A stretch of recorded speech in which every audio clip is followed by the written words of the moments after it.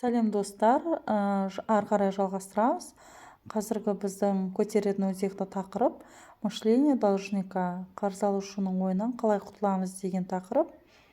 Осы тақырыпқа қатысты автор өз кітабында мынандай бір нақты жол ұсынады. Ол қандай жол? Тазалықтың 7 тармағы деп аталады. Автор өзімен жұмысты 9 ай ораза ұстаудан бастапты. Жалпы кез келген адам өмірінде жақсы жаққа өзгерткісі келсе, ойын өзгерткісі келсе, өмірлік сценарийін өзгерткісі келсе, өзіне көңілі толмай жүрсе, өзімен жұмысты бастау керек дейді. Өзімен жұмыс дегеніміз жан-жақты болу, кітап оқу, интеллектуалды өсу, рухани даму деген сөз. Осындай критерийлерден тұратын жұмысты Далбатов қолына алып, ең алдымен саналы түрде 9 ай үзбестен ораза ұстауды ниет етеді. Өз-өзіне серт береді. 9 ай ішінде мен бойымдағы барлық жаман әдеттерден арыламын деп алдына мақсат қояды. Автор тазалықты ұстаған сәттен бастап ісіңізде береке болады деп есептейді. Енді осы 7 тармақты ұстанған сәттен бастап сіз қарыз алушы ойынан арылатын боласыз. Менің де тәжірибеммен осындай болды деп айтады кітабында. Ендеше осы тазалықтың 7 тармағын нақты атап өтейін. Ең алдымен ниет тазалығы.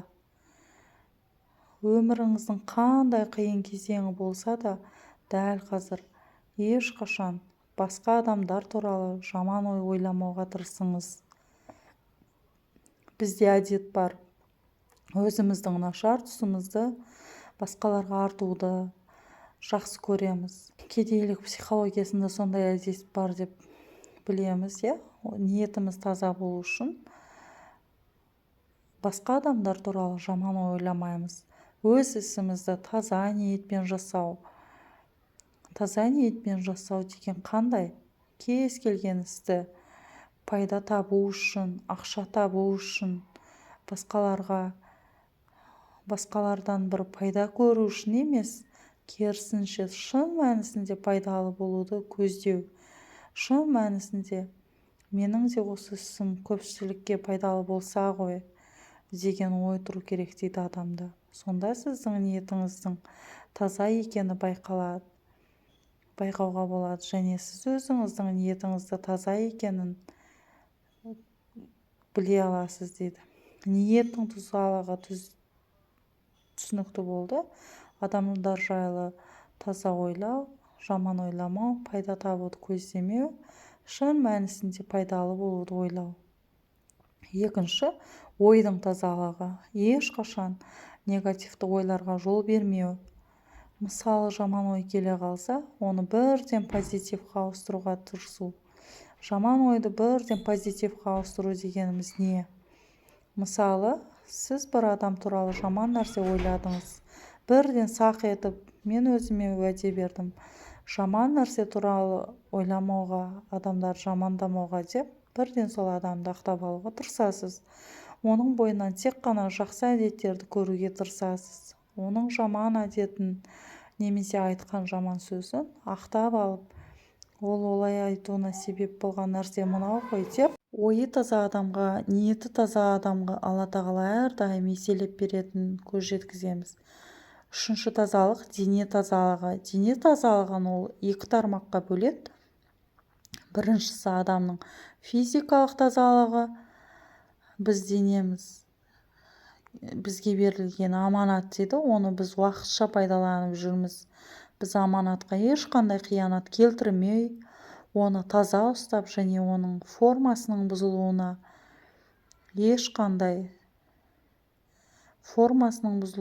жағдай жасамауымыз керек. Ал дененің формасын дұрыс сақтау үшін не істеуіміз керек? Біз әрдайым спортпен шұғылдануымыз керек, және таза тағамдарды жеуге тырысуымыз керек. Яғни адал тағамдар. зиян тағамдардан ағзаны тазартуымызға тырысуымыз керек дейді. Егер де сіз әрдайым денеңізді физикалық тұрғыдан таза ұстап және тағам тазалығын сақтайтын болсаңыз, саналы түрде, яғни аузыңызға не салып жатқаныңызды ойланып, бұл жеп отырған тағамның мен үшін қандай пайдасы бар деген сұрақты қоя отырып ішіп жейтін болсаңыз, сіздің әрқашан дене тазалығыңыз сақталады дейді. Яғни сіздің денеңіз артық майдан, артық зиянкес заттардан таза болып, сыртқы пішіні де әдемі болады дейді. Ал ол тазалық факторына жататын бірден бір көрсеткіш дейді. Келесі 4-ші тазалықтың бір түрі біз әрекетіміздің тазалығы. Біреуге тиесілі нәрсені ешқашан алмау. Әсіресе саудада жүрген кісілерге айтылатын нәрсе бұл. Мысалы, саудамен айналысып жүріп, қарызға кіріп кеткен нәрселер болады. Кісілер болады. Кішігірім бизнесі бар кісілер, базарда тұрғандар таразыдан жейтін сияқты. Осындай кісілерге айтылады: сіз адамнан жасырғанда Алладан жасыра алмайсыз. Көріп тұрған Алла бар төбеде, сондықтан сіз осы жерде адал болуыңыз керек, таза болуыңыз керек дейді. Ешқашан ешкімнің бір тиынын жемеуге әдетке айналдырыңыз дейді. Одан кейін үйге тек қана таза жолмен, адал жолмен алынған ақшаға тағам алуға тырысыңыз дейді. Өйткені арам ақшаға алынған тағам бойымызға сіңбейді. Ол бізге көрінбесе де, ертең балаларымыздың алдынан шығуы мүмкін дейді. Бұл жерде таза жолмен табылған ақша деген өзіңізге белгілі, яғни біздің маңдай терімізбен табылған, өз еңбегімізбен табылған ақшаны айтамыз. Және осы жерде жеңіл жүрістен сақтаныңыз дейді. Жеңіл жүріске, қылтың-сылтың, жеңіл жолмен ақша табуды ойлайтын, құмар ойындарын ойнайтын кісілерге қатысты айтылған дүние. Яғни ешқашан сіз жеңіл жолмен ақша тауып, оңай жолмен тез арада ақша тауып, байлыққа белшесінен батамын деген ойдан ойламауға және одан арылуға тырысыңыз дейді. 5-ші тазалық түріне ардың тазалығын жатқызады. Ардың тазалығы деп абстрактно біз білеміз, арымыздың таза болғанын қалаймыз, бірақ шын мәнісінде қаншалықты арымыздың таза ұстаймыз. Ар тазалығына не жатқызады? Давлатов ардың тазалығына біздің әрбір ортада айтқан сөзіміз, ісімізге сай болу керек. Сөзіміз бір жақта, өзіміз бір жақта болмауымызды қадағалау. Біреуге уәде бердіңіз ба, орындау. Өзіңізге бірдеңе уәде бердіңіз ба, орындау. Өз-өзіңізге адал болыңыз дейді. Ардың тазалығы адам айнаға қарап тұрып өзінің түріне қарағанда, көзіне қарағанда, өзіне ешқашан қысылмау керек, өзіне ұнау керек.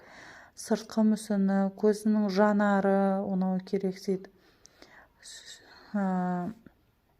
Өз-өзіне адал екенін дәлелдейтін нәрсе ол өз алдында арының таза екенін көрсетеді. Біз көп жағдайда өз-өзімізге адал емеспіз, өз-өзімізді алдаймыз. Ең жаман нәрсе осы екен.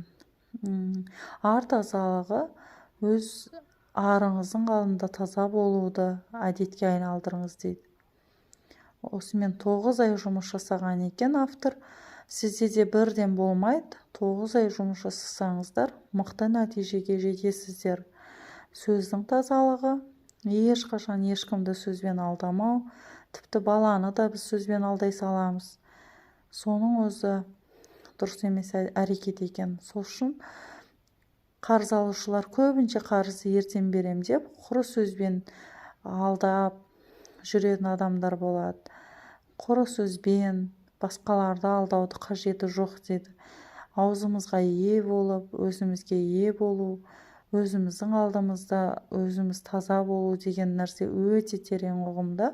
Сондықтан осы сабақтардан инсайт ретінде өзіңіз үшін 7 тармақты жазып отырып, мен осы тазалықты сақтау үшін не істей аламын, қаншалықты сақтап жүрмін деген іс-әрекеттеріңізді жазып қойсаңыз болады.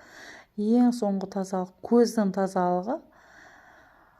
Көздің тазалығы дегенде көз көру мүшесі, яғни біз мынау жүріп тұрғанда, күнделікті үйде, жұмыста, көшеде, көлікте көзіміз барлық нәрсені көріп жүреді. Сондықтан біздің көзіміз жақсы нәрсені көру керек. Жақсы нәрсені көруді әдетке айналдыруымыз керек деп айтады. Мысалы, үйіңізге келдіңіз бе, үйіңіз шашылып жатса, сізге ұнамайды, сіздің жүйкеңізге әсер етуі мүмкін. Сондықтан көзіңіз әдемі нәрсені көру үшін міндетті түрде үйіңізді артық заттардан тазалаңыз дейді. Сіз өзіңізді идеалды үйіңізге көшіп бара жатырмын деп елестетіп, өзіңізбен бірге не алып кететін едіңіз, сол алып кететін затты ғана қалдырыңыз, қалғанын барлығын тастаңыз дейді. Кеңес айтады. Көз тазалығына негативті заттарды көруден бас тартыңыз. Жаман кино, ужас кинолар, фантастика, неше түрлі қорқынышты кинолар, барлығынан негативті жаңалықтар, біреудің бір айтып жатқан әңгімесін есту, соны көзбен көру, өзіңіздің көзіңіз сондай негативті құбылыстарды көруден сақтаңыз. Негативті заттарды көруден сақтаныңыз дейді. Біреуге қарасаңыз, тек плюстарын іздеп тұрыңыз деп ақыл айтады. Плюс, мысалы, сіз өзіңізге ұнамайтын кісіні көріп тұрсаңыз да, одан плюсты іздеңіз. Біртіндеп сіз ұнамайтын адамды жақсы көріп кетуіңіз де мүмкін дейді. Одан кейін ең басты қағида фокус назар.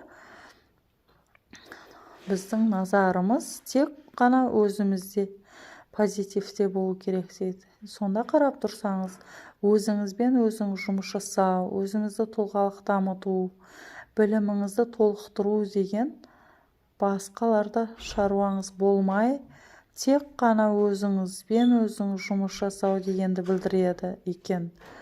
Тазалықтың 7 тармағы Давлатов өзіңмен жұмыс жасау ұсынып тұр. Мұқият тыңдап, тазалықтың түрлерін барлығын дәптерге жазып алыңыз. Әр тазалықтың тұсына осы тазалықты қалай жүзеге асырамын деп, өзіңіздің істейтін іс-әрекеттеріңізді жазып қойып, күнделікті сол әрекеттерді орындауға, жүзеге асыруға талпынатын болсаңыз, міндетті түрде сізде өзгеріс болады. Барлығыңызға сәттілік тілеймін. Келесі сабақта кездескенше